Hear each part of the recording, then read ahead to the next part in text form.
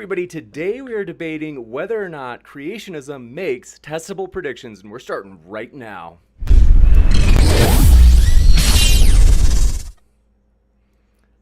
Ladies and gentlemen, thrilled to have you here. This is going to be a blast, folks. It is an exciting day today. I really enjoy these, and I have to let you know, we have both, you could say, experienced veteran debaters on today, both of which are linked in the description, and also want to let you know these guys, they've been through it before. This is you could say, retaliation, vengeance. They're going at it again. So this is a brand new topic. We've never gotten to have this one. If you are new here, consider hitting that subscribe button, as we have a lot more debates coming up that you won't want to miss. And if you hit that notification bell, you'll be reminded of them. For example, not this Monday, but the following Monday, we just confirmed it, like seconds before we went live. Got an email back from Destiny, where Destiny will be coming on Monday, November 11th, to debate praise on whether or not Trump is racist. It's a juicy one, very provocative, and we're not going to take much time. We want to get right into this. So, very excited. Whether you be Christian, atheist, Republican, Democrat, we're glad you're here as we try to build an eclectic community. And we're going to have Tom go first today. So basically a quasi-formal debate. It's basically a 5-minute opening from Tom, then a roughly 5-minute kind of response from Standing for Truth, then 40 minutes of open discussion, just how you like it, followed by 5-minute closings, and then Q&A. So if you have a question, feel free to shoot it into the live chat. I will pull those questions out of the live chat into a list. If you want to do a super chat, you can basically fire that into the live chat. It'll go to the top of the list for the Q&A, and also it allows you to make a comment toward one of the speakers during the question and answer. So with that, very excited to have both of you on. Thanks very much to Standing for Truth and Tom for coming on today. Tom, I've got the timer set for 5 minutes, and the floor is all yours. All right, so the topic we're debating today is whether or not creationism can make testable predictions. And the reason we're looking into this is we're trying to figure out, is creationism true? And the way we establish that is the same way we establish anything is true. We have to have some criteria to differentiate whether or not whatever is being proposed is imaginary or real. And so we need some way to differentiate between what's imaginary and what's real. And anything that can do that is evidence. So we need some criterion to do this. And the criterion science uses is predictions. Novel testable predictions, and that's what we use as evidence. And so can creationism make these novel testable predictions and demonstrate that it's not just an imaginary explanation that's been made up like phlogiston, and it's a real actual thing? So what does this mean when we say we need novel testable predictions? Well, there's infinitely many ways to explain anything. Any phenomenon, event, occurrence, observation has infinitely many reasonable ways to explain how it happened.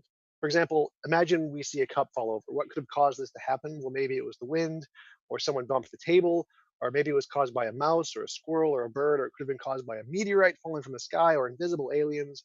Maybe somebody used psychic powers to knock it over, or magic. Maybe it was a ghost or a fairy or a leprechaun or even a god. Maybe the whole world was created 5 minutes ago with the cup already lying on its side, and the memories of seeing it fall are just illusory. Or it could have been created 6 minutes ago or 7 minutes ago or 8 minutes ago. We can come up with infinitely many ways to explain how the cup fell over. But how do we determine which of these infinitely many ways is the best explanation? Well, all of them all of the infinitely many explanations, except one of them, are the truth, or except one of them are imaginary. So there's only one truth, and all of the other infinite ones are imaginary. So we need some criteria to differentiate between which ones are the imaginary, which ones are the real ones, or justified ones to believe. Now, one approach is to take all past and present observations, everything we know about the event, and see which possible explanations can explain all of the data. However, this approach is fundamentally flawed because using ad hoc reasoning, all past and present observations can be explained by all of the different explanations. For example, if we saw mouse droppings around the cup, and if my explanation was that a mouse knocked over the cup, I could of course say, well, clearly the mouse knocked over the cup and left the mouse droppings. However, if my explanation was a mouse did not knock over the cup, I could say a mouse came and left all the mouse droppings and walked away without knocking over the cup, something else being the cause. So any explanation could explain the observation we see of the mouse droppings after we see them. And we can always say this for any observation. We can make any observation consistent with our explanation, no matter what it is. So we can't use past or present observations as the basis for determining which one's the best, because they can all explain all past and present data, which means we have to use future testable predictions. We have to be able to predict into the future something we don't currently know, And if we can do that consistently and reliably, then that's a good reason to believe whatever our explanation is the best one. So if you can say something like, given my explanation, I can predict something that we will discover in the future, which we don't know yet, which the other explanations have not anticipated and will only be able to explain ad hoc or post hoc after we discover it, that's the best explanation. So, and the predictions can't just be any predictions. You can't like predict, I predict the sun's going to come up tomorrow. Like that's not very good because anybody can predict that. It's already something we know. So the predictions have to have certain kinds of criteria to qualify as predictions to be evidence. For example, I can make the prediction there's going to be a man named Bob in that direction, and you can look in that direction. If you don't see Bob, I can say, well, you just haven't looked far enough. You got to go farther. And you keep looking, and you still don't see Bob. I can say, well, no, you just got to keep looking, keep going, go. And I can say that ad infinitum. Just keep saying, well, if you haven't found him yet, keep going. And since that prediction can never be proven wrong, that isn't a good prediction. So it's the predictions you make have to be falsifiable. You have to be able to say, Bob is X distance away, and if he's not X distance away, then I'm wrong. If you can't say that, it's not a prediction. Also, the prediction I could make would be like if I said the sun will rise tomorrow. Like obviously, everyone can predict the sun's going to rise tomorrow. It's something we already know. So you can't just predict things we already know. You have to predict something we don't know yet, something novel. Also, I can make the prediction that billions of light years away, there's a teapot floating in space. Like, even if that may be the case, because we can't actually verify that it's correct, it's not a prediction. It's not useful because you have to actually show it's correct before it actually counts as evidence for your conclusion. So the predictions have to be verifiable. Also, I can make numerous predictions at random, just like the next lottery ticket number is going to be XYZ, and just keep making predictions, and eventually I might get one right. But the fact that I can make numerous predictions isn't evidence, even if I get one right, because anybody can just make like infinitely many predictions and happen to get one right. That's not evidence of anything. So the predictions have to be precise, because the same thing applies to like allegory and parable, because they can be interpreted in many different ways. That's the same as making many different kinds of predictions, because you can just pick the interpretation that seems correct and say, you see, I got it right. When in fact, it can be interpreted in many different ways and most of them were wrong. So the predictions have to be precise. And finally, even if I'm able to make such predictions as I've described above, the explanation I may be accrediting may be different than the one that actually worked. So it has to be the same explanation I'm using has to be able to be used by others to also make other predictions that can be confirmed. It's called peer review, which doesn't just mean that they confirm the same prediction, can make the same result, but that they can use the same model to make other predictions. So in conclusion, for predictions to count as evidence, they must be repeatable, falsifiable, novel, verifiable, precise predictions that are confirmed by peer review. And if you can do that, if creationism can do that, then that's evidence for creationism being true. And that's the question we have here today. Can creationism make those kinds of predictions? Excellent. Thank you very much, Tom. And with that, just also want to mention before we go into the discussion format is it could be something on my end, but I think it might be that your mic is making kind of like a popping or a crackling, like a click sound. It's kind of loud, Tom. So just in case, I mean, we'll see if Standing for Truth has it coming through too, in which case it's probably my side that's making it happen. But it definitely, there's like a loud clicking that's like slightly abrasive on the ears. We will next go over to Standing for Truth for 5 minutes or so, and glad to have you here, Standing for Truth. The floor is all yours. Awesome. Thanks so much for setting this up, James. Thanks so much to Tom for doing this debate. I think it's going to be a lot of fun. I listened to his opening there, and he's looking for specific criteria to differentiate between what is imaginary and what is real. And this is going to be determined by evidence. This is how we can distinguish between what is imaginary and what is real, as he stated. Do we make novel predictions? The answer is yes. And he states that there are infinitely many ways of explaining anything, right? You can post hoc, ad hoc, reason, almost anything. So Tom here wants testable predictions that only future observations can prove to be either true or false. So no post hoc and no ad hoc. Anybody can predict the sun would come up. I agree with that. So if I get into things like there exists massive geological evidence that demonstrates sufficiently that the Earth's layers and rocks are young, fast erosion rates, worldwide sedimentary strata deposition, pancake layered rock strata, cold rock slabs deep in Earth's mantle, indicating a worldwide global flood. These things he may accuse me of as post hoc and ad hoc reasoning. So let's get right into it then. Let's satisfy his criteria. Now, there exists so much evidence for biblical creation, especially in genetics. That's why we can utilize so many different fields of science and make predictions that are testable. Genetics is where the war is won today. And this is because traits are inherited, not bones found in the dirt. The term genetics, for example, wasn't even around during Darwin's day. This is how primitive Darwin's understanding would have been. But this is what's inherited in sperm and egg. Sperm and egg don't pass on a fossil. They pass on an instruction manual, an information system. If we want to find the history of humanity and the origin of species and look at the biblical base model, we need to look at DNA. Evolutionists need to look at DNA as well. We have in all of our cells, for the most part, DNA, and every generation, sperm and egg cell pass on DNA. As we know, and I'm sure Tom here is not going to dispute, DNA changes. There are mistakes that occur. This is a regular process, and therefore we have a clock. All we need is a regular repeating process. In the case of genetics, every generation changes happen, as I've stated. This is basic. Now, if we add up this over, let's say, several generations, there's a history that's then recorded. And because of this, we can look at people around the globe, animals, species around the globe, for example. How many differences exist, DNA differences, that is? For example, how fast does the DNA change and mutate? We literally have a clock in which we can use calculations to test whether or not we humans look young. Do we have an abundance of genetic differences? Has the clock been ticking for a lengthy time or a short time, as creationists would predict? And what we actually see in our DNA is amazing evidence suggesting that we have not been around for millions of years or even hundreds of thousands of years. Why? There's too few DNA differences, and we can make novel, testable predictions based on this data. And we have. It looks like we arose genetically just 6,000 years ago. This is shocking to most people. But this is science. And so we see one of the main arguments against creation is creationists can't make predictions that are testable. This is 100% false. We have and do meet the gold standard of science. We are the ones making the predictions. How do we respond when evolutionists such as TJump tell us creationists, we can't make testable prediction? Well, this question can be answered in a number of successful ways.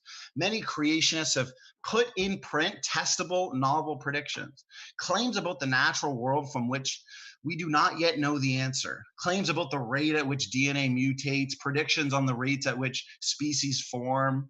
There are numerous predictions, literal predictions. And what evolutionists are constantly asking for, they're asking for claims that future observations could reveal to either be true or false. And we've made these. One of the claims made by creation scientists, specifically Dr. Nathaniel Jensen, that have been put into print is, hey, look, here's a claim for humans. For example, take African people groups. Nobody has yet measured a particular type of rate that certain DNA mutates in African people groups.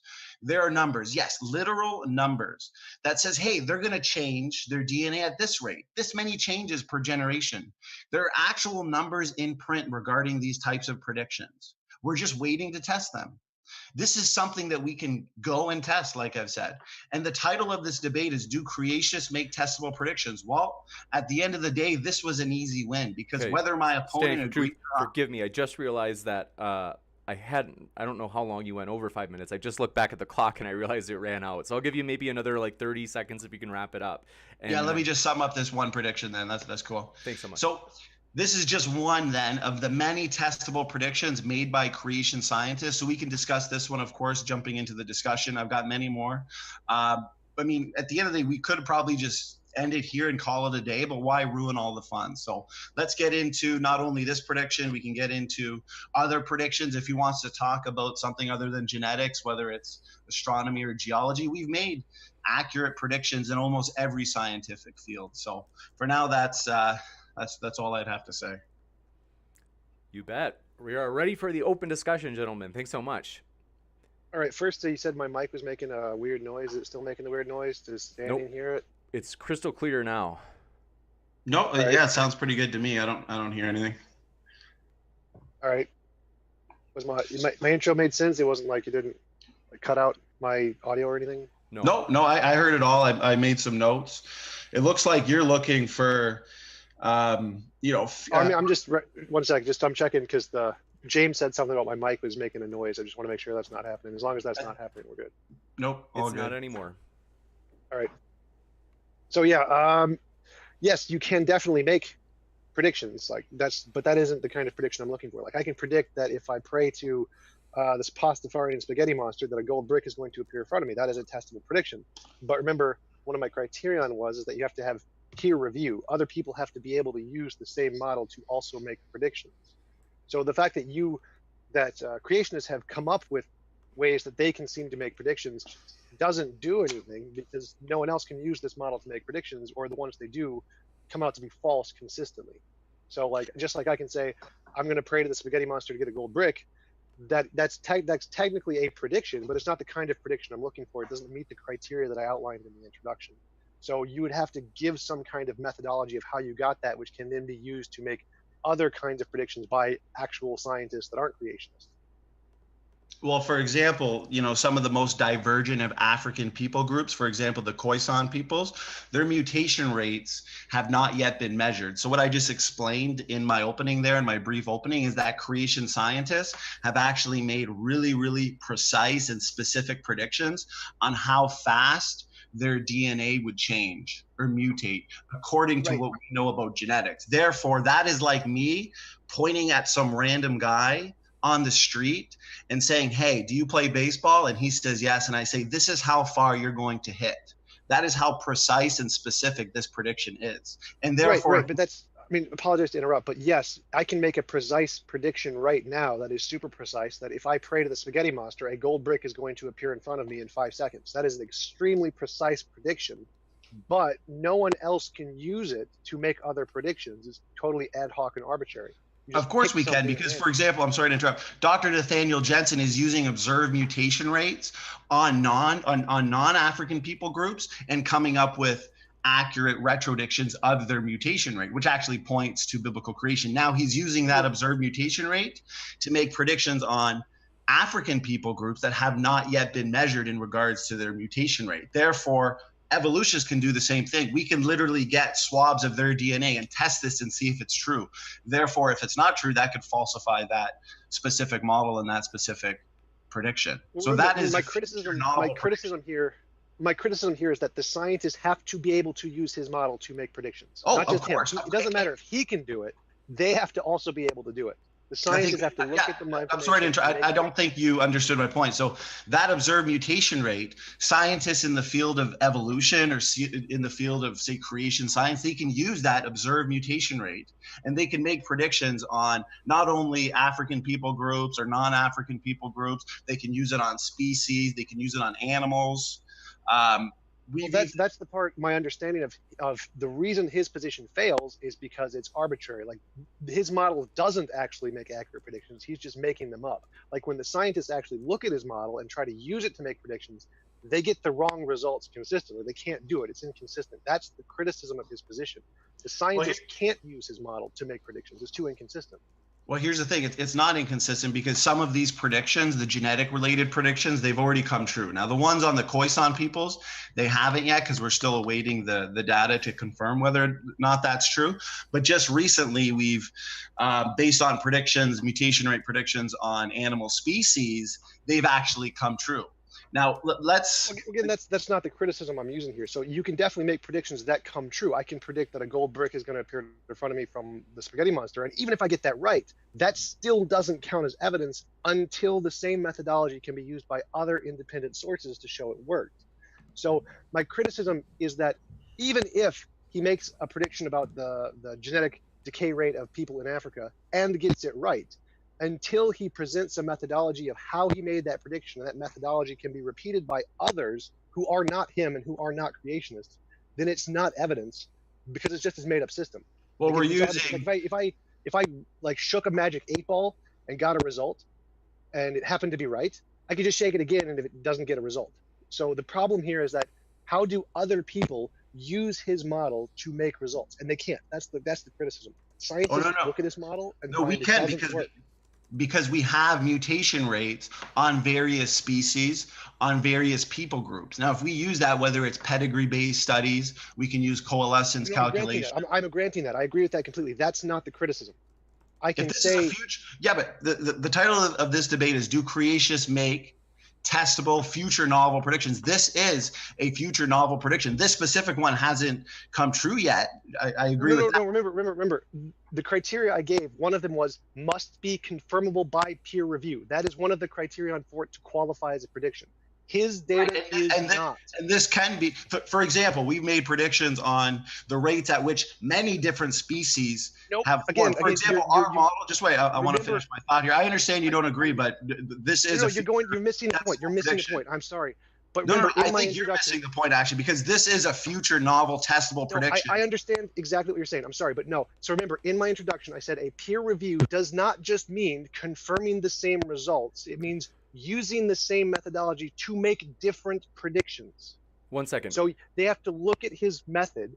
They have to be able to use it to consistently make other predictions, and they can't. That's the problem. Right. No, they can't, One second. Standing for truth. I'll give you a chance to respond, but the live chat's let me know that the clicking is kind of back. Let's see. I think it might be coming on Tom's end. It's You hear clicking right now? Is there any clicking? it's gone, but it's as you're talking. There's definitely a clicking that's coming through. I mean, I don't think they're all hallucinating because I hear it too. But it's just like we can still hear what you're saying. It's just that it's a little bit like it is a little distracting, but we're still able to get your arguments in case we can't get the what's the word I'm looking for? Yeah, it's, Reed Nice Wonder says it seems to be only his hypothesis is that it seems to be only when you're talking more. I think it's maybe when you're talking more loudly, when the volume's picking up on the louder volume, or the when the mic is picking up on the louder volume. I think that might be what's like triggering it. I'm guessing. As everybody at this channel knows, I'm not an expert in audio. So thank you all, by the way, for sticking with this channel when we had that 2-month-long spree of audio meltdowns. That was embarrassing. Right now? Yes, we can hear you. It's softer, but I don't think that it would trigger the clicking. All right. Is it louder now? That sounds. I think that's good. I think that probably did it. And then staying for Can the truth. Sorry audience to. still hear me? Oh no, that's okay. That's okay. Yeah, we want to make sure that everything's coming through nice and clear. Now, my point is that creationists do have many testable predictions that future observations could reveal to be true or false. He wants it to be peer reviewed. No, I understand. You want it to be peer reviewed. These are the one that I'm about to give. They can be verified through multiple different. If we're going to use this methodology of mutation rates or looking at our mitochondrial DNA or nuclear DNA, evolutionists can do this, creationists can do this. And just because Dr. Nathaniel Jensen himself has done a specific prediction on the Khoisan peoples, this can also be repeated by whether it's scientists in the creation field or the evolution field, because mutation rates, looking at genetics, it's just in its infancy. So these accurate testable predictions, if the evolutionists aren't making accurate testable predictions in the realm of genetics according to their model, then they're the ones not making the testable predictions. I mean, what testable predictions are the evolutionists making in regards to these types of DNA, this DNA data? Do you know?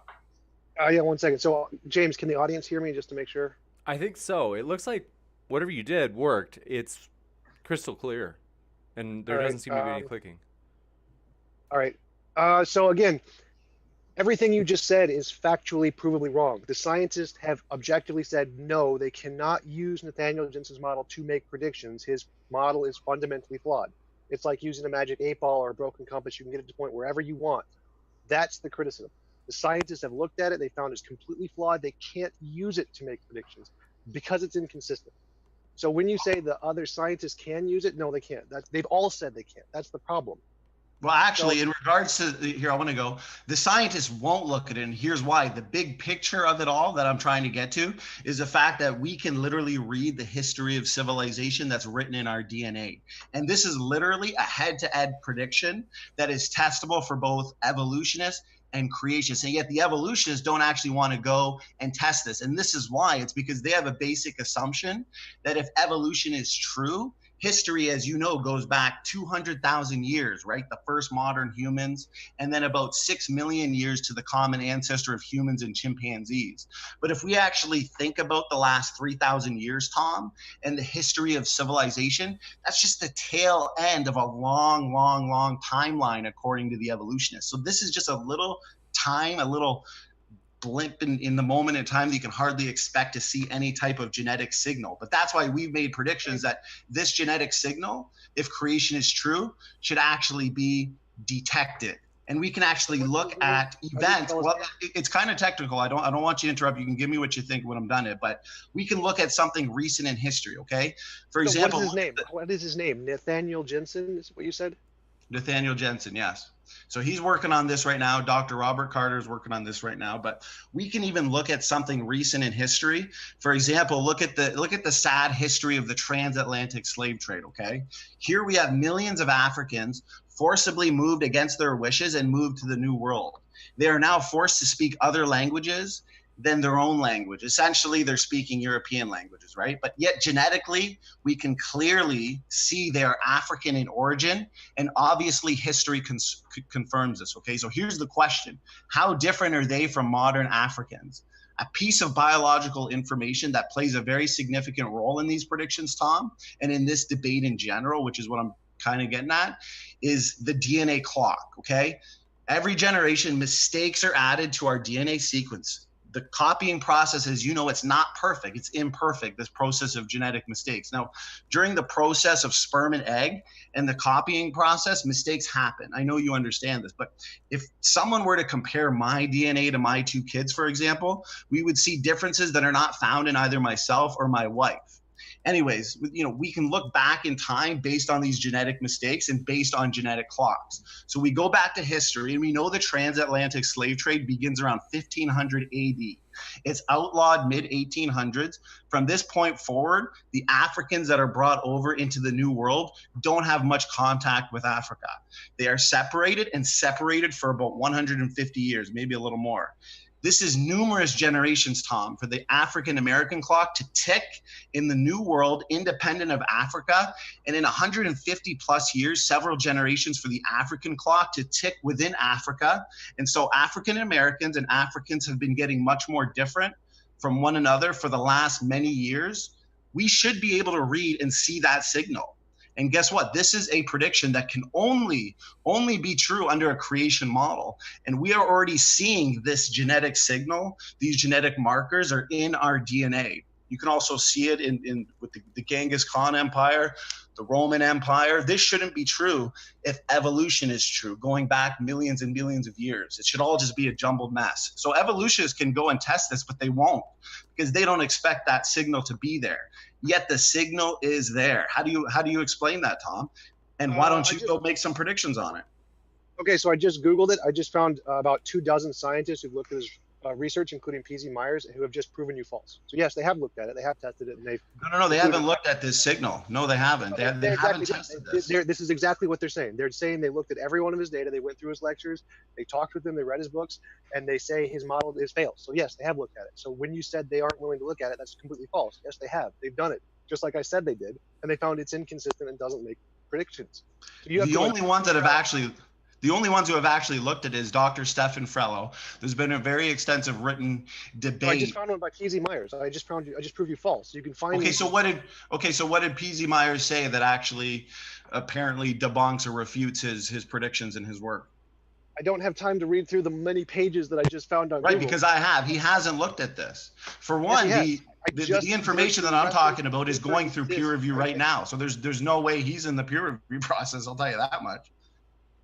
Well, if it's going through peer review right now, then yes, he probably hasn't seen it, but he has looked at the books he's already published, as I said, and found no, it does not make predictions. So no, nothing Nathaniel has. This data will go through the peer review process, and it will come out as a confirmed testable prediction. Okay, it's already confirmed, but you want to see it on paper in technical form.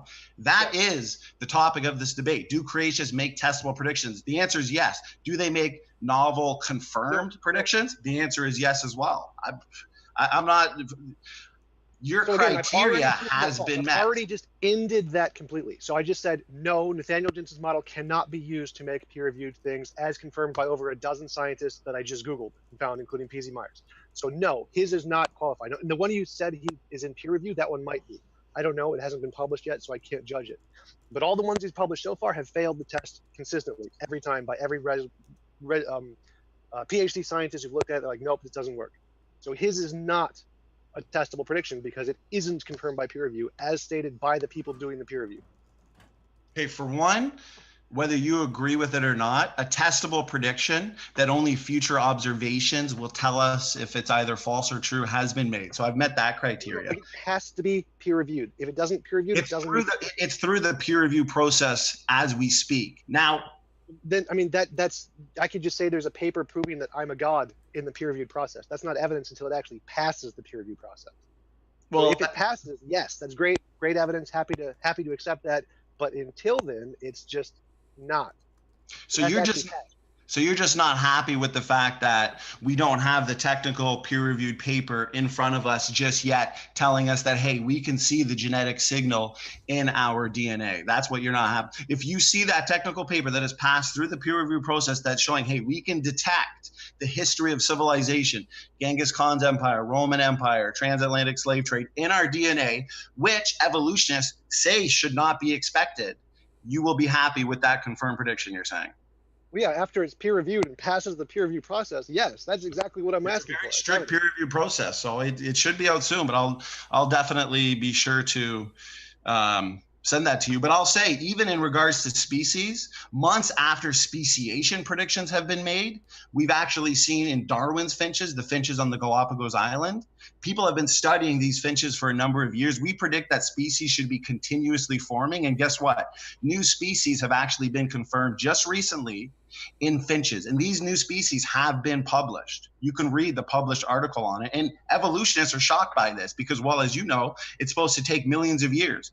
When we run the numbers, the rate at which species are forming, for example, we take this new observation, extrapolate it to the whole globe. This translates, Tom, to an average of 3 to 4 species, new bird species. Sorry, but you're pontificating. You're pontificating again. So no, evolution does not take millions of years. There's lots of examples of macroevolution where species completely change to completely new species over very small generations. We have lots of examples of that. Just go talk to Aaron Ra. I had an interview with him on where he just listed like a dozen of them. So, but scientists have already confirmed that. But they're not making specific predictions on the rate at which these species are forming. We've made specific predictions. We're saying on average 3 to 4 new species per year. And we've just seen that these calculations, we're running them.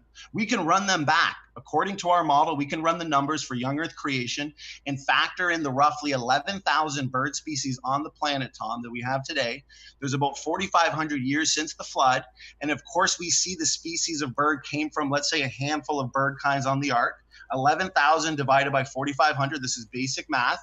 It gives us 2 or 3 species per year. This is exactly what creationists have predicted. It's your same exact problem until it gets through the peer review process. No. That one has been. That one has been. But because we're taking this data, Tom, and we're taking these recent observations that have been documented on the formation of new species, and we're making predictions on thousands of other species that have yet been measured. That's the whole. Now we're taking that data, and any scientist can go and take that data and now make predictions on other species on how they. That's the part I'm saying no. That's the wrong part. That's the part that is completely rejected by every single biologist anywhere in the world. They say no, creationism can't provide that. That's why it's not accepted. If it could do that, then it would be real science. Right, but they can't. I just proved to you that it can. Hold on one sec. Standing for truth. I just want to be sure that Tom was done with that point. I know sometimes it's hard to tell, but go ahead, Tom. You have more? No problem. So again, the reason creationism is rejected everywhere in the entire world by all serious biologists is because it can't do exactly what you're saying. If it could, it would be real science. Scientists don't care if creationism is true or not. It doesn't matter if it's true. They just care about what does the science say? What do the facts say? How do we verify things with evidence? They don't care which thing is correct. So the reason scientists don't accept creationism is because it can't do what you're saying it can do. There are a bunch of creationists who have published creationist papers and say they can do this, but when you actually try and pass it through peer review, it's proven false consistently 100% of the time, no matter what. throughout all history. Now, maybe the new papers that are being published, they could be right, and then that would be evidence. I'm happy to concede that, but I'm betting it's going to be like all the past ones, which completely fail on every single test. So you Well, no, need to because actually. okay, no, you finish your thought. Finish your thought. Go ahead. No, I'm fine. Go ahead. So I would disagree because I would say that the rate at which these species are forming is directly in line with predictions made by Dr. Nathaniel Jensen. The predictions he's made on the African people groups are based on straightforward mitochondrial DNA coalescence equations. They not only reject the evolutionary timescale, they confirm the 6,000 year timescale. His exact quote, his prediction that's on print, okay, I'm going to read it out. He has stated, Dr. Nathaniel Jensen has stated, no direct measurement of the mitochondrial DNA mutation rate has been performed in the most divergent African people groups. Now, he says this, I expect, here's his prediction, that the rate in these groups will be on the order of 1 mutation per 5 to 8 generations or faster. In fact, I wouldn't be surprised, Dr. Jensen says, if these divergent African lineages mutate twice as fast as the non-African lineages, 1 mutation per 2.5 to 4 generations. Now he goes on, he says, now let's make the predictions of this model even more specific. Even more specific. If all modern human lineages trace their genetic differences to ancestors who lived only a few thousand years ago, and this is what I explained earlier. I know it's technical, but he says it here. He kind of puts it in a bit of a nutshell. He says, then the history of civilization must be recorded in mitochondrial DNA. Must be. If it's not, that's falsified. 1 second. In other words, Standing for truth. I'm almost done. If what I've described is true, then the Roman and Mongol empires, the Greek conquest, the Persian Empire, and so many other events in recent history must have left their stamp in the mitochondrial DNA. This hypothesis is tested, Tom. I don't know what more you want, man. So I've already covered everything you've just said. You said that like 4 times, and I've already granted it and proven it doesn't work. So like I can say, let's take all of that you just said and say I made a prediction of all of that, and the way I did it was I shook a magic 8-ball and that number popped out. I mean, if shaking a magic 8-ball, which is an inconsistent method, if you can't show the method is consistent, then it's not evidence. So it doesn't matter. All of that stuff you said, I can just grant it, say, yep, still not evidence, until he can show his method is consistent by having it go to the peer review process. Until the scientist can show his method isn't just bullcrap like shaking an 8-ball, it's not evidence, even if I grant it's right. So again, you have to go through the peer review process. You have to show that scientists who are not creationists can use the same process to make predictions, which has not been done ever. That's the criticism. So it doesn't matter how precise his predictions are. It doesn't matter how new they are. It doesn't matter how many times he thinks he can make them or what other things he can do. Until it's confirmed by the peer review process, it is exactly nothing. Okay, so I'm going to need you to... 1 sec, standing for truth. Tom, there's the clicking. I think if you talk like a little bit more quietly, I'll crank up your volume on my side, and that might help. And then I just want to be sure that you have plenty of time to respond to Standing for Truth, because Standing for Truth has had a good amount of time, and I want to kind of bring as much balance as possible in terms of time. Do you feel like you've had enough time to be able to address Standing for Truth? I'm fine. Okay, thanks so much. Awesome. Yeah, of course. Take as much time. If I'm interrupting, just let me know and I'll stop. So it's just a lot to say. A lot of this is technical, so you're trying to explain it the best way I can for the layman to understand. I think that you're going to have to, for one, cite all your criteria. You actually cite the papers, because from what I'm saying and the title of this debate, do creationists make testable predictions? These are future testable predictions. I agree that according to your criteria, they don't meet your criteria, but they are future testable.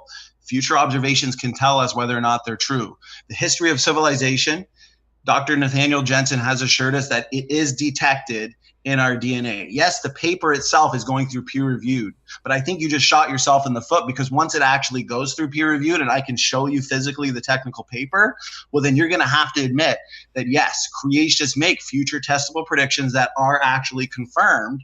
And this is right in our DNA, nuclear DNA, mitochondrial DNA. Anybody can look at this and mimic those same types of testable predictions. I mean, that'd be great. I don't have any problem with that. Like, I didn't shoot myself in the foot. That's the criteria of evidence. If creationism can do that, I'm happy to grant creationism. I don't care if creationism is true or false. I don't care how old the world is. All I care about is what's true. So if you can do that, that's great. The problem is that it's never passed the peer review process. Nothing in creationism has ever passed the peer review process. It can't be used to make peer-reviewed predictions. You asked what to list all of my criteria on. 1 second while I pull up the thing. Oh, work.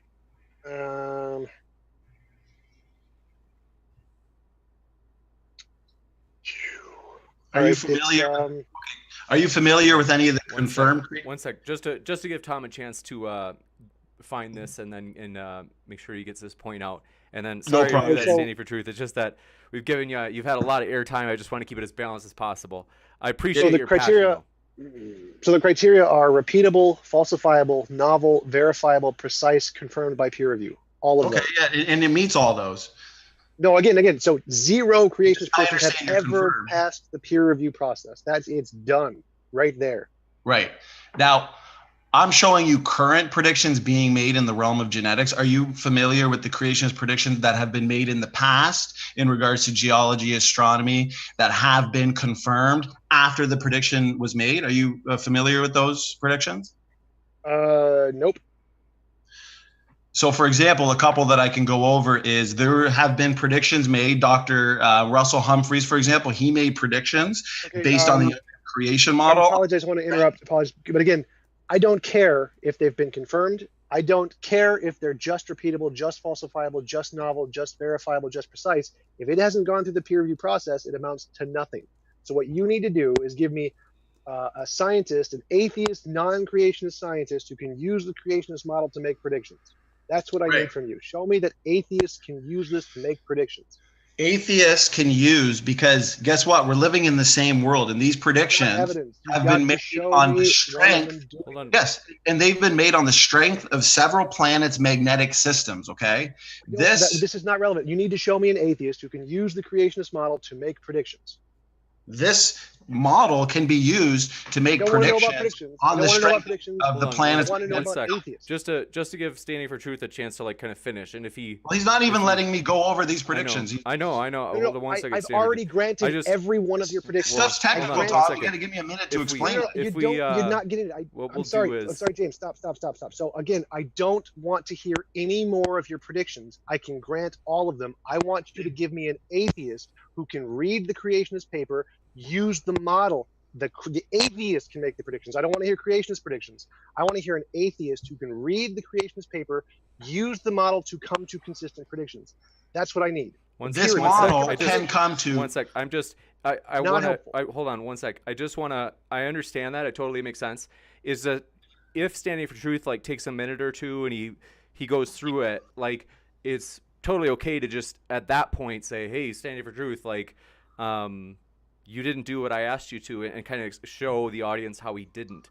But just to give him a chance, I've done that 4 or 5 times. Every time he's gone through his little pontification. Yeah, but all you've had is arguments from authority. So hold on 1 sec. Is that he's just beginning? So he's only getting 10 seconds into it, and if we let him go 60 seconds and he doesn't do it, then for sure point out. But it's just that it's kind of early to jump in.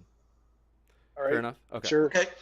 Okay, here's a solid one. We all believe in plate tectonics. Prediction, give me 60 seconds. Cold material near the Earth's core. This was the prediction. So in the early, I believe it was the 1980s, physicist Dr. John Baumgartner, he developed a biblical creation model based on the worldwide flood for the rapid motion of the Earth's crust during the flood.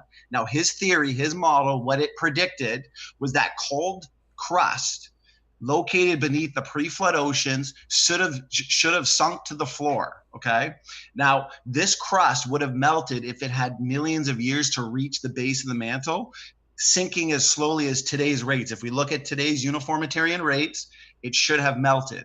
On the other hand, if it sank quickly 4,300 years ago, according to the flood model, as this theory suggested by Dr. Baumgartner, then piles of those plates should still be found at the base of the mantle, cooler than the mantle around them, okay?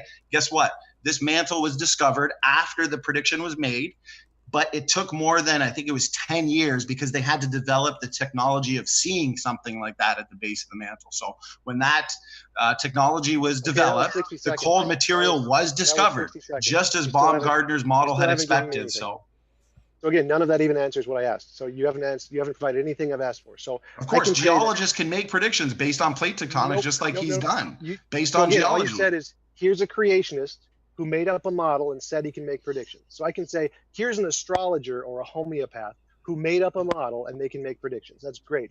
I don't care about any of that. What you need to do is show that the scientists, the atheists, the people who don't agree with your model can use the same model to also make predictions. You need an independent source to peer review that same thing isn't just made up nonsense gibberish. It doesn't matter even if you happen to get it correct. That's It's great. been peer reviewed. Other people have to do it. No, it It's hasn't. been peer reviewed. It was. Are you trying to say that the creationist John Baumgartner himself came up with the data? This was discovered by seismologists. Let me clarify. The results were peer reviewed. I grant that. The method was not. That's what needs to be peer reviewed. The method needs to be peer reviewed, even if the results are correct. Are you saying the method of discovering these cold slabs needs to be peer reviewed? No. The method of making the prediction needs to be peer reviewed. So we can. The method of making the prediction was peer reviewed. No, it wasn't. Yes, it was. That's the point. Yes, it was. All you're doing is making baseless assertions. Hey, PZ Myers, who has been challenged to a debate by Dr. Nathaniel Jensen, who won't do it because he can't debunk or refute Dr. Nathaniel Jensen's work. Not relevant. You're not even getting the arguments he says. Again, so you're just saying I'm wrong. That's it. No. So again, every biologist in the world agrees with me on this. Creationism does not make predictions. Now, the creationists think it makes predictions. They claim it makes predictions. That's great. When you actually look at the method they're using, it's like shaking a magic 8-ball. You get whatever results you want. So the criticism isn't that like you can predict things, and maybe they're right. That's great sometimes. But when you actually try to look at I win the debate. That's the title of the debate. Thanks a lot. Standing for truth. You got to let him finish. Remember, the predictions have to be peer reviewed, or you fail, and they aren't peer reviewable, so you fail. They've been peer reviewed. No, they haven't. That's the point. Yes, they have. I've already confirmed this many times. Every biologist in the world has confirmed this. They don't make peer-reviewed results. It's just like making shit up. They take a magic 8-ball, they make shit up. Sometimes they get it right, which is totally fine. But the method they're using is just like shaking a magic 8-ball. It's just making shit up. The scientists actually need to verify the methodology that is used to make predictions so that it can be shown to make consistent, correct predictions.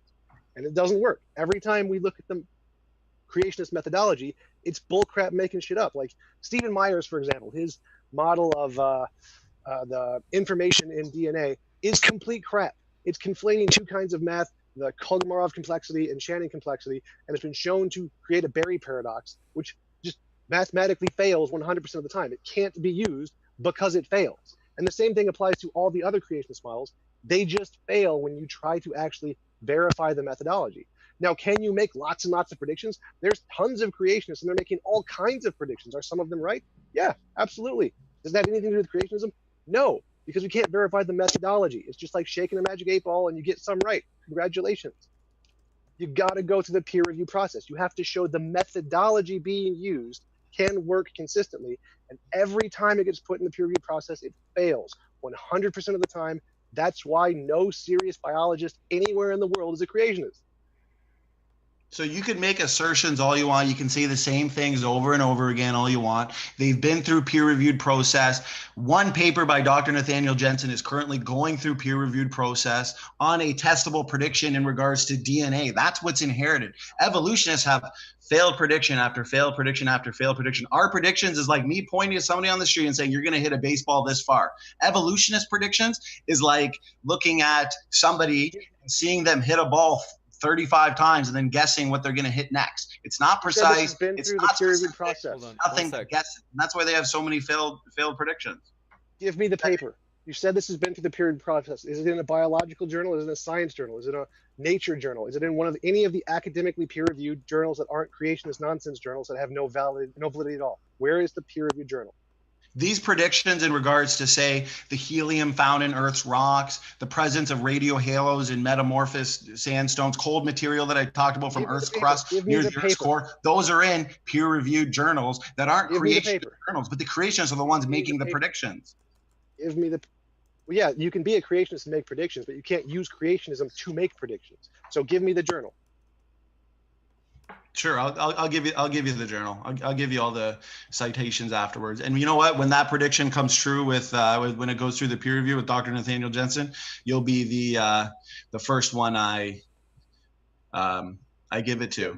That's Here's evident. another prediction. Here's another prediction that we can make that anybody can test. We predict based on the creation model that creatures, animals, they will self-adjust to changing environments by the same engineering principles as human design adaptability. Because if we're made in God's image, we can get an idea for the way God created us by the way we create, whether it's modes of transportation, just human designed adaptability mechanisms. And we've actually seen this. Are you familiar with epigenetic markers and the changes that we're seeing based on these epigenetic tags? Yep, and those have absolutely no corollary to human design at all. Those are purely random natural processes. There's absolutely nothing design related to them. No, actually it's not, because you can even look at something as simple as diet, which alters our teeth, swimming alters our spleen size, high altitude alters our chromosomes. These changes we're seeing based on our epigenome, they're not random. That's the point. They're non-random adaptive changes that are perfectly consistent with the prediction that I just gave you in regards to animal kinds adjusting to environments based on the same engineering principles as human design adaptability. Look at right there. That part you said based on human design similar to engineering, that doesn't happen. Human design engineering is based off of an intellectual design of where you think of something and then you put it into action. That doesn't exist in biology anywhere. There is no corollary to biology anywhere to that. There's no similarity to engineering and human design to anything in biology. There's no. Of course, we can see specific fish that enter cold climates, and all of a sudden they adapt to it right away, way quicker than evolution. That's not how human design engineering works. That's not markers. This is exactly that has nothing to do with human engineering. You keep saying that. Okay, so we go into an environment and there's a genetic change that is very specified. Okay, that has nothing to do with engineering. Engineering is we think about stuff, we design a change. Biology is changes happen in the genes. There's no thinking. Right, but we're predicting that we predicted that these changes are based on adaptive mechanisms. Human engineering, for example, look at cars these days. They're engineered with built-in adaptive safety mechanisms that turn on based on the environments around you. And this is exactly what we see in the adaptations observed in animals today. For example, Aaron Ra, he will cite 5 or 6 examples of beneficial mutations. We now know that those so-called beneficial mutations are not even mutations at all. They're based on epigenetics. And these epigenetic markers, they act to control and regulate the activity of our genes, right? So they're influencing our physical appearance in the same way our genes do. But there's no change, Tom, to the underlying genetic code. Perfectly consistent with our prediction. Okay, so you're affirming the consequent. You're saying that there are adaptive mechanisms in genes. Therefore, it's like human adaptive mechanisms. No, humans design things based off biology, not the other way around. So the fact that we have adaptive mechanisms in engineering does not mean it is a feature of human engineering. It means it's a feature of biology that we copy. So you're affirming the consequent. That is not saying they're the same or that they're both from some kind of designer. That's not evidence at all. And we do predict that in evolution. It's purely predicted by evolution all the time. So that's why evolutionists are always shocked when they discover that a lot of these so-called mutations are actually just based on epigenetic tags. They're not. Oh no, they are shocked. You can see how shocked they are. Look at these. Are you saying that they weren't shocked? Wait, I don't ask you a question. Are you saying that they weren't shocked when they realized and discovered that these endogenous retroviruses have very, very significant functions? No, they weren't shocked. That's just something creationist nonsense say. They're saying that biology is cool. Yes. Are these predicted by evolution? Yes. No. They've actually stated, oh my God, this can't be explained by evolution. That's not a thing. That is not a thing in biology. Well, of course they're going to have.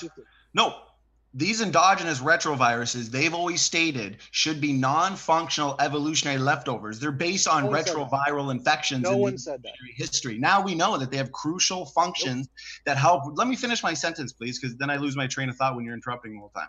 They help regulate genes and even determine cell types. Now, evolutionists, yes, they've had post hoc, ad hoc rescue devices. For example, they'll say, oh no, these endogenous retroviruses have been co-opted, but that's just uninformative gloss. It's post hoc, ad hoc. No, that's wrong. Again, that was already predicted.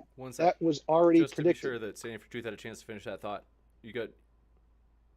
Yeah, no, I'm just saying that these endogenous retroviruses, they act to distribute regulatory information. They confer genes with new patterns of expression and function. They're important in the placenta, the embryo. Evolution has never predicted this. That's why they've had a rescue device of co-option. That's not true. Again, so none of the technical data helps you. None of the technical data helps you. The more stuff you say about technical data, just all stuff that proves you wrong. So just like people said, oh no, the gene had, like, what was it, the ENCODE project, which said that there's no function. Oh, evolutionists predicted there would be no function, but there's function. It's the exact same kind of nonsense. No, No, it's not nonsense, because, okay, I want to ask you a specific question. No, Tom, I want to ask you a specific question so we can have a head-to-head prediction and a head-to-head testing of our models. How much of our genome, the entire genome, non-coding and protein coding, whether it's function in expression, whether it's function in the embryo, how much on a percentage-wise do you think or predict is functional? Why are you asking me? Ask a biologist. I have asked a biologist. I have asked many biologists and scientists, and they all say it has to be under 20%, non-coding and coding. We've predicted, based on the created heterozygosity hypothesis, that the majority, over 85% of our genome, non-coding and coding, has some type of function and purpose. I understand evolutionists have said there's some function in the non-coding regions, some, but no more than 20%. That is literally, we can do a head-to-head comparison of these models. Over 80%, less than 20%. Those are total opposite predictions, Tom. Yes. Yep, they are. And the evolutionists were correct. The creationism was wrong. No, the evolutionists have been wrong. They're wrong more and more every single day. Endogenous retrovirus. This is why you don't understand, because you're conflating different definitions of function. Nope. So, again, you're proven wrong. Proven wrong again, because you're conflating different definitions of function. This is why. No, I'm not conflating. There's non-coding DNA, and then there's protein coding. Yes, the evolutionist has said that there might be some function in the non-coding DNA. This debate has been answered. This debate is over. The vast majority. Standing. All of the technical data proves you wrong. All of the technical stuff has been answered by biologists over and over and over again. The ones that make predictions are the evolutionists. If you want to make a prediction about all the technical stuff, go bother P.Z. Myers and go publish papers. I don't need to do that because it's already been done. So my point is that none of the creationist models can be peer-reviewed. You can't find a consistent system in any kind of creationist model that can be used to make new predictions. It's just like shaking a magic eight ball. I don't want you, just wait. I don't want you to slap around. This is why you never answer my question. Our last debate was 6 months ago, and you still don't have an answer to how much of our genome, non-coding and protein coding combined, is functional. You always say, oh, the evolutionists never said that all the non-coding. Biologist. I've never said that. I don't even care. Biologists say less than 20% is functional. And they are wrong, go with the because we have biochemical evidence that over 80% of it is functional. But that's biochemical. No, the ENCODE project was proven false. The ENCODE project was proven false. All of those were proven false. There's a reason evolutionists reject that. No. How many gene knockout experiments have been performed on humans and mammals? Again, any technical data. It's premature to say that the majority of our genome is non-functional. None of the technical data helps you at all. None of course. Are you kidding me? Of course it is. All of this data that's coming out is in technical journals. And even evolutionists are admitting, oh, wow, our genome is a lot more functional than we've ever thought. Creationism. So again, you want to take up those things, go write a creationist model that can be used to make peer-reviewed predictions, put it through the peer-review process, demonstrate it can, that's evidence. Until you can do that, you got nothing. No. We've already made the prediction that God is not going to produce Adam and Eve adults without any pre-existing DNA differences. Therefore, we've made a prediction that the vast majority of our genome is functional, and this is exactly what we are seeing more and more every day. You've got nothing. Again, none of that has ever gotten to the. All you have, Tom, is assertions. You won't even answer my question on how much of the genome is functional, because you know if you give the wrong answer. Not a biologist. Again, I'm not a biologist, so stop asking me about technical biology questions. Go ask a biologist. What we will do is. You want to know a specific prediction, though, and I'm trying to give you a specific prediction. I don't want a prediction. I want peer-reviewed prediction. I want an atheist to read the creationist model and to make a prediction. No, you know what? At this point, I've given you retrodictions, postdictions, not evidence, testable predictions, future testable predictions that have been confirmed. You have an impossible criteria because you are holding to your basic worldview. No, this is not in any way. No, uniformitarianism. Yes, this is a We fact. do this all the time in science. Every single peer-reviewed paper can be done. Can this happen in science? You read the model, you look at the consequences. Oh, you there, Tom? Got a little bit of I know what I think. I think we maybe lost Tom. Let me check. We got him back. All right. Go ahead, Tom. So again, none of the creationist models have ever been able to do just what everything else in science can do. You say it's an impossible standard. It's not an impossible standard. It's the most easy standard to meet ever, because everything. Your standard's already been met, but then you keep just No, asserting that what I'm saying is wrong, which you just admitted that you don't understand it because you're not a biologist. We've made specific predictions, mutation rates, speciation rate, DNA function. Stop. You just said it met the standard. If it's met the standard, show me an atheist who can read the creationist paper and make a prediction. Show me the peer-reviewed paper where atheists have said, yes, this model can be used to make predictions. Okay, so an atheist with a biased worldview, you got P.Z. Myers, Herman Mays, who won't even discuss these predictions with Dr. Nathaniel Jensen. He's invited any of them to do so, but yet you want them to look it over, but they won't. They refuse to because of their basic assumptions. 1 sec. We're going to Tom, if you want to finish that thought, I'll let you finish that thought, Tom, and then we're going to go to the closing statements. As long as if you can do it, do me a favor and let it be a quick one, please. So it doesn't have to be an atheist. If you can do it, a Hindu can do it. If a Hindu can do it, if a Buddhist can do it, if a Jainist can do it, if anybody who isn't a creationist can look at the creationist model, say, yes, this can be used to make predictions, that counts. The reason I'm using an atheist is just as an example. It doesn't need to be an atheist. And yes, P.Z. Myers and all the guys have looked at the models and they've shown their faults. So again, just show me people who aren't creationists who can look at creationist models and make predictions. It's never happened. That's the problem. Gotcha. We will now move into the closing statements. So this will be 5 minutes from each speaker. My assumption is Tom started, so we'll have Tom go through the first closing statement. It'll be 5 minutes, followed by Standing for Truth statement, which will be 5 minutes, followed by the Q&A. So setting the timer. Thanks for your patience.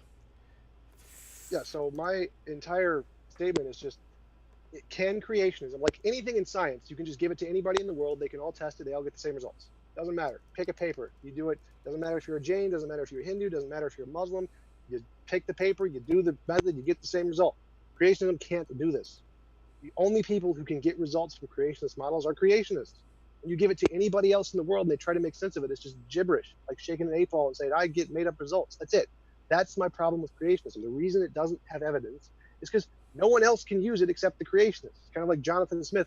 Only the Mormons can read the golden plates. They're not very good. They're not evidence.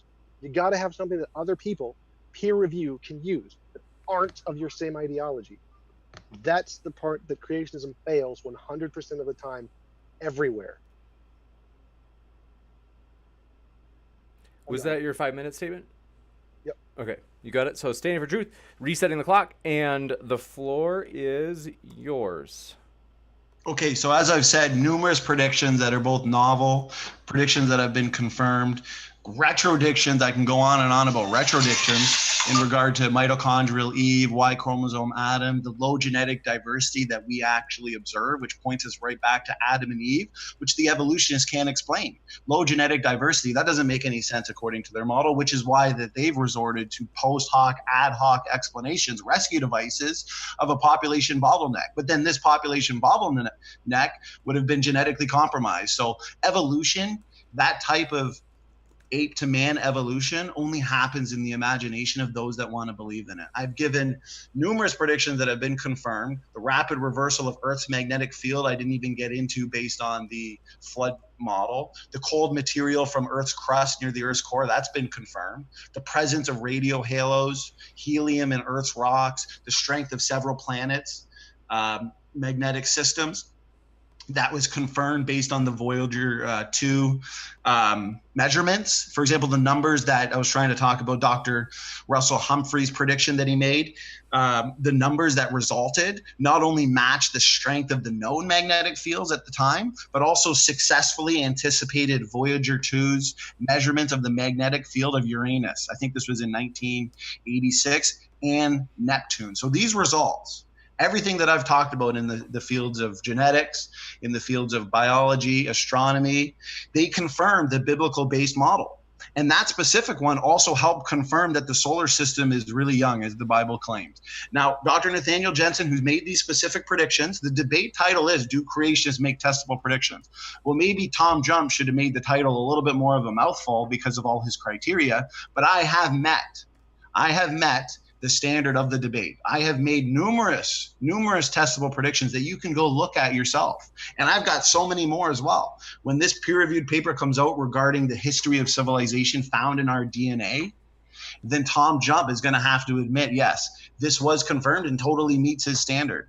For example, DNA function, which he won't give us an actual number for, because he knows that based on biochemical evidence, based on accumulating papers that suggest that the vast majority of our genome is functional, once again, he's going to shoot himself in the foot, because that's a total opposite prediction that evolutionists and uniformitarians would make. But evolutionists can't make any real testable predictions. They made a few predictions based on bones found in the dirt, for example. Tom will point to some transitional fossils that may have been found. But at the end of the day, these types of predictions, they are literally like me looking at somebody hit a baseball 50 times and then predicting the average or the next hit that they're going to make. These are not precise and specific like our predictions. For example, these transitional fossils, I mean, I can easily arrange a bicycle and then a tricycle and a four-wheeler. We've got 2 wheels, 3 wheels, and 4 wheels. Well, at the end of the day, I can then put a 2-wheeled bicycle and a 4-wheeler and predict there must be a 3-wheeler somewhere out there. Lo and behold, there's a bicycle that meets that prediction. These are not specific. These are not predictable, okay? The predictions we're making based on genetics, genes, that's what's inherited. These are precise and these are specific. And at the end of the day, the title of the debate, do creationists make testable predictions? Well, the answer is yes. I've given many. I've given ones that have been confirmed, ones that will be confirmed that are through the peer review process. I win the debate. I understand Tom has to deny the evidence. He has to ignore the evidence. He can't answer straightforward questions about DNA function. 1 minute left. Because then he's going to admit at the end of the day that he lost the debate. So we can do a head-to-head comparison of our models based on DNA function, but these evolutionists, like P.Z. Myers, for example, he's been invited by Dr. Nathaniel Jensen. Richard Dawkins has been invited. Dr. Stefan Fellow has taken it up in written form. Go read it. Herman Mesa has taken it up. There's been a written rebuttal to that as well. Go read it. Nobody has debunked what he said. Predictions are coming true. They continue to come true. So it was actually a fun back and forth, fun debate. Let's go on to the Q&A. Thanks for doing it, Tom. Thanks for setting it up, James. You bet. Thank you very much. And we will now read off the super chats. So thanks so much for your questions, everybody. And it was a wild one. So it was a spirited one, which we appreciate. And with that, Roy Lindsay, thanks for your super chat. They said, standing for truth's interpretation of the evidence is simply false. How do you like them apples standing for truth? I'll be crying myself to sleep over that super chat. Next, you'll have to prove that they're false. Oh, go ahead, James. Vibrant Brantley, thanks for your super chat. He says, it could have been my audio. He says, is he using a dolphin call as a microphone possibly? Haha, very funny. But it does remind me, I want to say thanks so much for everybody. When you remember when we had those audio problems? I just look back and I'm like, I'm thankful for you guys. Thanks for sticking with us. Roy Lindsay, thanks for your super chat. They said, standing for truth, why does the PhD biochemist Cy Gart in the chat say genetics is testable or has testable predictions which prove evolution? Are you able to comprehend facts? Well, I've already gone over their so-called predictions based on fossils in my closing. So their predictions are weak. They're actually not predictable. They're just guesses that once in a while come true. Everything in regards to junk DNA has been overturned. Their chromosome 2 fusion, endogenous retroviruses, pseudogenes, genetic markers, whether you look at the gulo pseudogene. These are all their so-called best evidence, DNA level nested hierarchies. They've all been overturned. All failed predictions. We are the ones making predictions in genetics. Dr. Cy Gart, who I believe works for BioLogos, has admitted that Dr. Vanima, who debated Dr. Jensen for 4 hours, lost. And Dr. Cy Gart, maybe he should take up Dr. Nathaniel Jensen's offer and talk about these predictions. Because I will say, in regards to testable predictions, creationists are winning big time. Next up. Thanks. Let's see. Thanks for your super chat, Jay Shy. They said, can Standing for Truth make a phylogenetic tree based off DNA sequences that shows or predicts we will find separate created kinds unrelated to all the others? Very, very good question. So nested hierarchies, DNA level hierarchies, whether it's in nuclear DNA, whether it's in mitochondrial DNA, creation predicts the exact same thing. Therefore, we need to go to a testable prediction that can differentiate between the two models.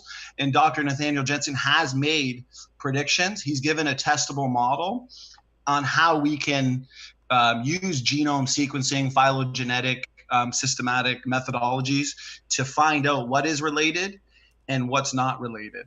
I've actually got his specific predictions here. For sake of time, I'm not going to read them, but I will post them in the one of his technical papers in regards to it. Has to do with the function of DNA differences. It's like 52 pages, extremely technical. I'll post it after the debate if people are actually interested in discovering how we can see what's related and what's not. Gotcha. One quick thing, just because Sai has been on before, and he just wanted people to know. He said, I actually don't work for BioLogos, so just wanted to get that out. And Steven Steen, thanks for your super chat. Oh, wait, we're jumping the gun. Sorry about that. Brian Stevens says, right now, Standing for Truth has 0 goose egg peer-reviewed citations. Thanks for your super chat, Brian Stevens. Standing for Truth. Thoughts? Actually, I do have a ton of peer-reviewed citations here. I can easily post them afterwards. For sake of dead air, I don't just, take 20, 30 seconds to post every single 52-page technical paper for people to read. This one from Dr. Nathaniel Jensen that deals with mitochondrial DNA function, nuclear DNA function, that can help us distinguish between what's related and what's not. I'll post that. Brian Stevens can go read it. I'm sure he's not going to understand much of it, but if he does, set up a debate with Dr. Jensen and talk about these predictions, because nobody else is. PZ Myers isn't. Gotcha. Next up, thanks for your patience as we get to the next one. Crackerjack12 says, Standing for Truth already won this debate. Call it off, James. Oh, they're coming at you, Tom. Tom, you want to make a response? I gave my criterion for what counts as predictions in the beginning. If it doesn't meet all of those, then it's not a prediction. Simple as that. Like, the point of predictions, as I stated, was to differentiate between what's imaginary and what's real. And if you can't meet all of those criteria, it doesn't do that. Like, the point of me going through the whole explanation of saying I can predict the sun will come up tomorrow is that anyone can predict it, which means it doesn't show your explanation isn't imaginary, which is why you need some criteria that other people who don't agree with your delusions can actually use to verify. So everything in science, you can just give it to anyone in the world, even creationists, and they can confirm it. They can use the same methodology to come to the same conclusions every time, no matter what. Creationism, no one but creationism can use creationist models to make predictions. It's like a magic language that only creationists can read, apparently. Just like shaking a magic 8-ball, somehow they get consistent results, but no one else does. Wonder why. Gotcha. Let's see. Speed of Sound, thanks for your super chat. They said, question for Beta, Standing for Truth. I made up the beta part. He didn't really say that. Sorry. Okay. So just stir in the pot. Okay. He said, you make it fun, James. You make it fun. He said, if there are no beneficial mutations, then how did endogenous retroviruses end up mutating to have a function? That question's for me? Yes. That's what I would like to know. So a lot of these, whether it's the ALUs, these transposons, the endogenous retroviruses, now that we know that, let's say the transposable elements, for example, they're a very important source of tightly regulated, biochemically active, non-coding elements. And these are extremely important for numerous reasons. I can go on and on and on, but the evolutionists have to say that they were mutated and then co-opted to have these functions, just like these pseudogenes, which we now know are not actually genetic mistakes that are inherited from our so-called common ape ancestor. They're actually DNA elements that are important to sustain healthy life processes. They have to say those were co-opted as well. It's all post hoc, ad hoc reasoning. So these DNA elements, like endogenous retroviruses, they're evidence for design. God obviously put them there for various reasons, and because of the fall in genetic entropy, there has been disease, say, associated with some of these, but yeah, no evidence for evolution. Gotcha. Thanks so much. Next up, Movie Theory. Coming at you, Tom. They're talking some smack. They said James put Tom out of his misery. Has getting crushed. I think so. I think they meant he's getting crushed. Tom, thoughts? Can you hear me right now? Yes. Okay. What did he say? So James put Tom out of his. Did he make an argument at any point? He was just saying. No argument. I think they're trying to troll you, Tom. Yeah, so essentially standing provided absolutely nothing that can be confirmed by other people. It's like if you say you have a made up language that is somehow coherent, but no one can actually read it except you, it's probably not coherent. That's creationism.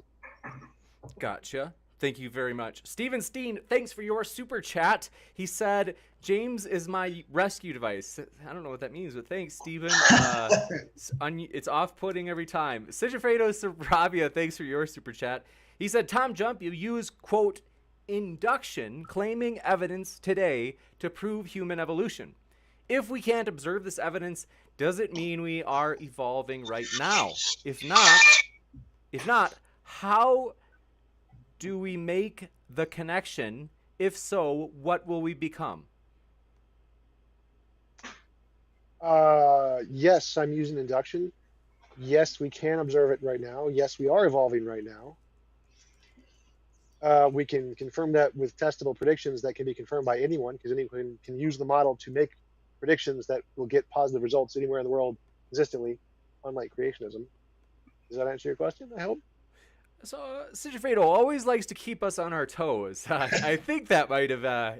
James, can I give just literally a 15-second response? I promise. Short and snippy. Short and snippy. I want to just say, because he mentioned human evolution and Tom says that we're still evolving. We've always predicted that humans and apes are not related, and they've recently discovered fossil footprints that are identical to human footprints. They've been found, and guess what? They're dated to be 5.7 million years old, and that means that they were found in older layers than Lucy, our so-called ancestor long ago and far away. So at the end of the day, evolutionists are scrambling to find an explanation for this one. Looks like human evolution's false. I think I remember those human footprints with those dinosaurs. Yep. No, sure. not those. No. That's I know it's a joke. It's the same form. I get you, Tom. Gotcha. Tricky. Yeah. Cy Truth or Cy Gart. Sorry about that. That's a weird Freudian slip, maybe Cy Truth. I think I was a combination of standing for truth and Cy. It's for standing for truth. He says, do you follow the ICR model of environmental change? And in parentheses, he puts, as you mentioned, with epigenetics. And he said, or the AIG model that doesn't agree with this. Right. So I would say that the model that I was putting forth regarding to adaptive change, we can see that a lot of change is non-random. For example, the epigenetic related changes that we see. But I do agree that natural selection and mutations can also lead to change. Some of it may be random. I think he might be talking about, I think there is a specific scientist that says all changes are non-random, but predictions have been made on that. We'll see if they come true, but we are finding out that a lot of these changes are really non-random. It's like they were pre-programmed to adapt based on the surrounding environment. So I would say my position is a combination of both. Not strictly non-random changes. I think there are some random changes as well. Gotcha. Thanks so much. And Jay Shy, thanks for your super chat. They said, standing for truth, if majority of the genomes are functional, then how do you explain the huge genome in amoebas compared to ours? We are clearly more complex. Right. So genome size doesn't necessarily correlate to the information, like especially with amoebas. I mean, gene duplications do occur, which can actually like duplicate almost entire genomes. And but at the end of the day, the predictions that we're making, especially in regards to the human functionality or on mammals and animals and such, we're talking about predictions in the embryo, in human development. But amoebas, onions, these types of I guess plants, animal species, they don't have brains. They don't have a lot of the organ systems that humans and other mammals will have. So their genome systems, I would imagine, would be based on totally different DNA function related predictions. But good question. There are some anomalies there for sure. Gotcha. Thanks so much. Next up, Henrik Simonson. Thanks for your super chat. They said, when will creationism benefit biology or science in any useful way? Standing for truth, what have you got to say? creation science based on the design model. I mean, we talked about epigenetics earlier and how these epigenetic markers are now known to act and control. What they do is they regulate the activity of our genes, right? It's our epigenome. And what our epigenome is doing, it's influencing our physical appearance in much the same way as our genes do. But what's nice is that there's no change to the underlying genetic code. So the more we study our genetic information system with a design model related mindset, we can see just how functional our genetic information systems are. And that directly comes from the thought process of intelligent design and biblical creationists, because evolutionists do believe that the majority of the genome is junk, over 20%, 80% of it is junk according to them. So they're not expecting that type of genome-wide functionality, but we are, and that advances science, James. Gotcha. Next up, thanks for your super chat from Sigifredo Sarabia again. He strikes again. This time it's standing for truth. He's taking a swing at you. He says, why do we have stacked earth layers and regions like sand dunes or lakes in comparison to everywhere else from a single flood? Why is it now a mush? Can you repeat that question? What's the anomaly he's having? I don't know what a mush is, but I do think the first part is they're asking, like, if there's this flood that happened, like, it's the same flood in the sense that if it's global, it's like the flood happened everywhere at the same time, right? Like, in at least broadly speaking. So they say, why do we have, if that's the case, why do we have stacked earth layers and regions like sand dunes or lakes in comparison to everywhere else? So I think they're saying, like, why is it that some parts of the earth have stacked earth layers and regions like sand dunes or lakes, but others don't? Right. So, I mean, we do see worldwide sedimentary strata deposition. We do see these pancake layered rock strata. Then the things he's talking about, I mean, if it is worldwide, depending on what the earth was that way, the pre-flood earth, I mean, there's going to be different parts of the earth that are covered in different levels of water and different types of disasters going on. I mean, I'd have to look exactly at the situation he's talking about, but I can direct him to like Dr. Andrew Snelling, for example, or Dr. Steve Austin, where they actually work oftentimes in the field and look at specific, I guess, situations like that. But yeah, if it's a worldwide flood, I mean, there's going to be different observations worldwide. Everything's not just going to be the same, but definitely the rule is, right, the majority does oftentimes prove the rule, is that we do see this worldwide strata deposition, and the rock stratas themselves do point to a global flood. But some of those specifics, yeah, I think I'd have to just point him to some of the creation geologists and their technical work. But good question. Thanks, James. Gotcha. Dora and Nuku, forgive me if I mispronounce it, let me know.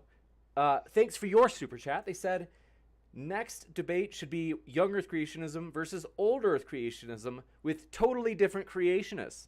That would be a fun topic. I don't think we've done that topic in a long time. By the way, something like it might happen. There's like a small possibility. I mean, we got to see if they'd be willing for it, but there might be a big debate, something like that coming soon. And I'm kind of that'd be fun. Stay tuned. That'd be fun. And Steven Steen, thanks for your super chat. I don't know exactly what this word means. I don't know what the cool slang is. He says, standing for truth proved creationism can make incorrect testable predictions and met his, what's a BOP? Is that some sort of burden of proof, I believe. Oh, I looked it up on Urban Dictionary, and that's not what I read. So, therefore, I thought it was way worse. Something naughty attached to it too. Yeah, I'm not too sure. Everything on Urban Dictionary, any definition you put into Urban Dictionary, you'll find that there's some way in which that word is used as some sort of like sexual maneuver. Okay, Steve, so he says, therefore, won the debate. Sorry, Tom. Sorry, standing for truth. What do you both think about that? Looks like Steven he's throwing his poop at both of you. You guys got responses? He said, can you read the whole thing again? Standing for truth, prove creationism can make incorrect testable predictions and thus met his burden of proof. Therefore, he won the debate. Sorry, Tom. sorry, standing for truth.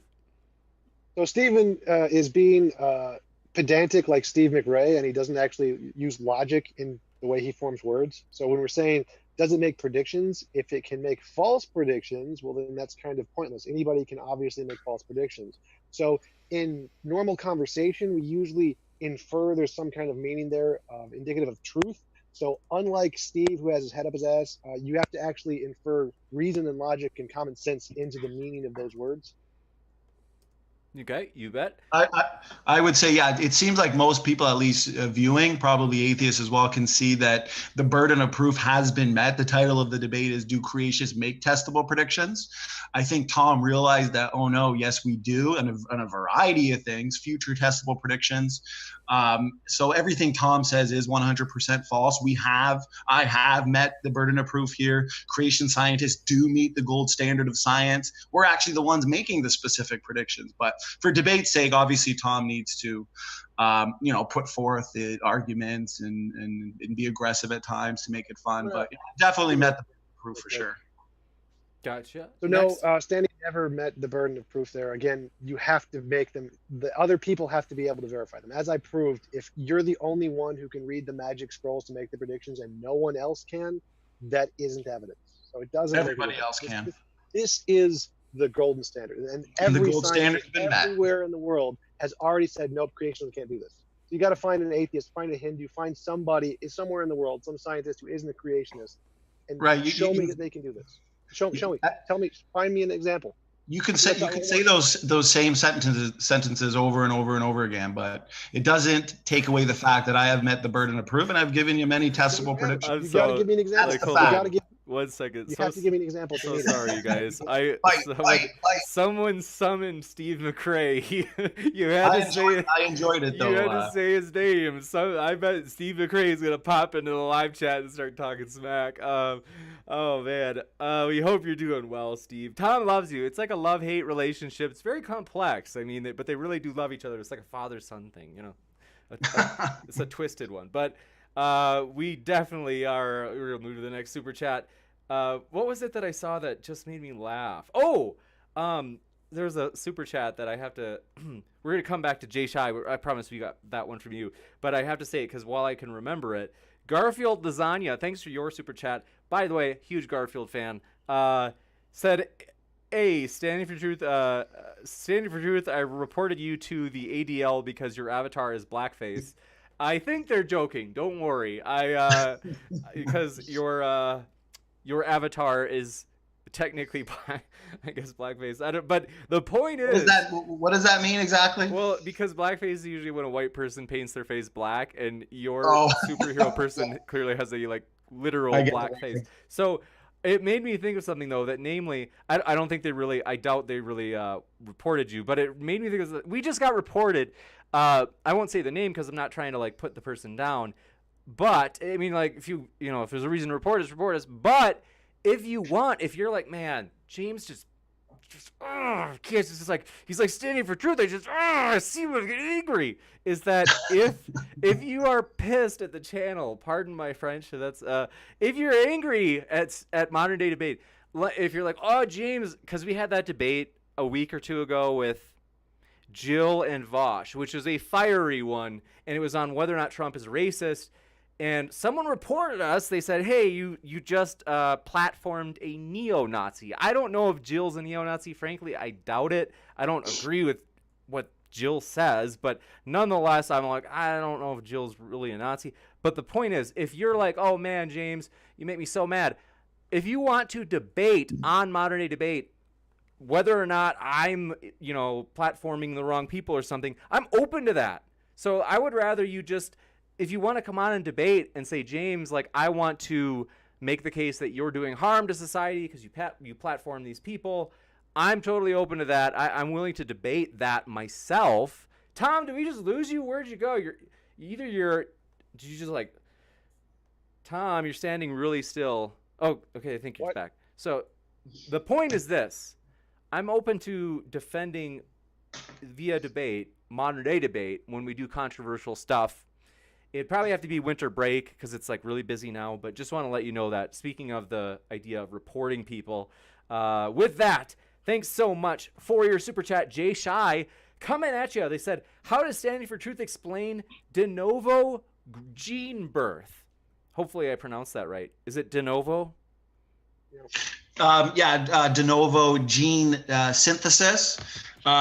See, once again, that for the most part is ad hoc, post hoc, because from my understanding, I guess I would possibly need him to be in here to clarify himself, but there's something called orphan genes, and these orphan genes, once again, are a fulfilled prediction based on the creation model that talks about created kinds.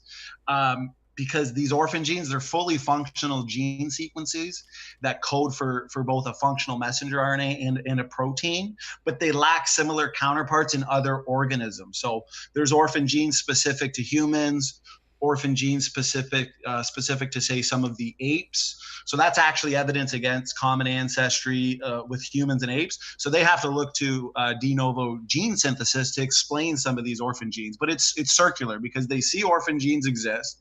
Therefore, they have to have an explanation. De novo gene synthesis. And de novo gene synthesis exists because there's orphan genes. So it's just circular. There's no real empirical, testable, and verifiable evidence for it. It's just all post hoc, ad hoc, as TJump likes to talk about. Thank you very much. We next up, Patreon priority question. Basically, if you hadn't heard, we do have a Patreon, and if you basically there's like different tiers. One of them, you get to ask, if you ask a question, it goes to the very top of the list. And Patreon, or I should say, like of standard questions. Brian Stevens, thanks for your question. He said, for Standing for Truth, your views on genome sequencing and bioinformatics work of your views on the work of Professor Eric Lander of the Broad Institute and MIT regarding genome sequencing and bioinformatics, which demonstrates common ancestry. Forgive me, let me read that one more time. Sorry, I think I screwed that up. Is that a statement or a question? Question. They said it's a statement. It's kind of half, so half and half. They say Standing for Truth's views on genome sequencing and bioinformatics work of Professor Eric Lander of the Broad Institute and MIT, which demonstrates common ancestry. Okay, so I think he's saying like your views are like borrowing from a person whose model demonstrates common ancestry. I think they're saying that. Well, I mean, yeah, they can use genome sequencing. That's how they build these phylogenetic charts that they'll look to nested hierarchies on a genomic level, whether they're looking at the endogenous retroviruses or specific genetic markers. They can look at SNP, and they're comparing all the different organisms and building their trees. But as I've stated, the genome sequencing, when utilized, actually demonstrates common design. I mean, you can look at the Hox genes. You can look at so much in the genome that suggests limited ancestry versus universal common ancestry. But for the most part, DNA level nested hierarchies, say whether in mitochondrial DNA or nuclear DNA, it's agnostic to the debate because both evolution and creations, for the most part, can explain it. That's why we need to look at predictions and data that differentiate between the models. And that's where, specific predictions on DNA function come into play. Most debates that I have, the debaters don't want to discuss in detail DNA function, but DNA function really is what can distinguish between the models in regards to genome sequencing. So, I mean, his statement or question, whatever it was good, because that is key. It's 100% how we decide. So thanks, James.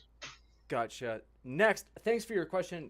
I wanted to push this to the top because I was wondering, do people have interest in this? Josiah Johnson asked, is there an MDD Modern Day Debate Discord or any community outside of live chats? So we are on Facebook, on Twitter. Not a ton of conversation goes on there, to be honest. Most of it goes on in the live chat and the comments. However, if people would be like, oh man, if you actually had a Discord, I would totally enjoy it. Then I'm like, sure, like I've thought about having one, but I don't know enough about it, and I just feel like a rookie. So I was like, should I do it? Like, I don't know if people would do it, but if people would like a Discord for Modern Day Debate, I'm totally open to it. Just wanted to, it's good for me to get your feedback on like what would be a good use of time. So thanks so much. Next up, I'm going to try to get through just a couple quick questions. Sorry, guys, if you guys are okay with it. We've got several more. But God of Spaghetti, thanks for your question. They said, for Standing for Truth, could you list a few of your sources? Sure, I can. Let me see here. I got all my sources here. What does he want me to do? Does he want me to post the links? So, I mean, I've got sources from peer-reviewed technical journals, obviously creation related, as well as articles, especially on endogenous retroviruses that I talked about. What else did I talk about? DNA function, epigenetics. These are all papers that are not, from creation peer-reviewed journals, whether it's from Nature. So, I mean, I can post the links if that's what he wants. Maybe I'll just post the links after the debate in the comment section. There's a ton of them. Gotcha. Next up, I'm going to try to just read through maybe like one or two more. Sorry, guys, that we're not getting through all the questions. I'm trying to just going through the top ones here. Emotionally sent an emoticon. Thanks for your question. They said let's see. I'm going to try to actually look for some that might be for Tom too. They just, I want to push this up.